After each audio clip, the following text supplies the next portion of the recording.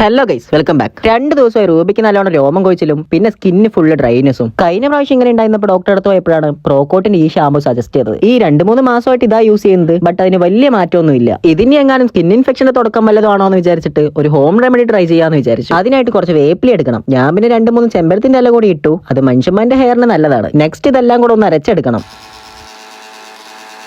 ഇതിപ്പോ നല്ലോണം അരഞ്ഞു വന്നിട്ടുണ്ട്. ഇനി ഇതിലേക്ക് കുറച്ച് മഞ്ഞപ്പൊടി ആഡ് ചെയ്യണം. മഞ്ഞപ്പൊടി ബാക്ടീരിയാസിനെ ഇല്ലാതാക്കും. എന്നിട്ട് എല്ലാം കൂടെ ഒന്നുകൂടെ മിക്സ് ചെയ്യുക.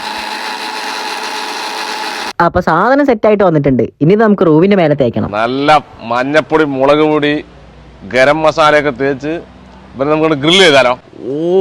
അങ്ങനെ നമ്മൾ ഉണ്ടാക്കി വെച്ച മിക്സ് റൂവിന്റെ മേലെ തേച്ചു. ബട്ട് സോറി ഗൈസ്, അവ ഒതുങ്ങി നിൽക്കാത്തോണ്ട് വീഡിയോ എടുക്കാൻ പറ്റിയില്ല. ഇനി അത് സ്കിന്നിൽ നല്ലോണം പിടിക്കാനായിട്ട് വെയിറ്റ് ചെയ്തിരിക്കുകയാണ്. കുറച്ചു നേരം വെയിറ്റ് ചെയ്തതും ആൾക്ക് ബോറടിച്ചു എന്ന് തോന്നുന്നു. പിന്നെ പാത്രം എടുത്ത് ഫുള്ള് കളിയായി.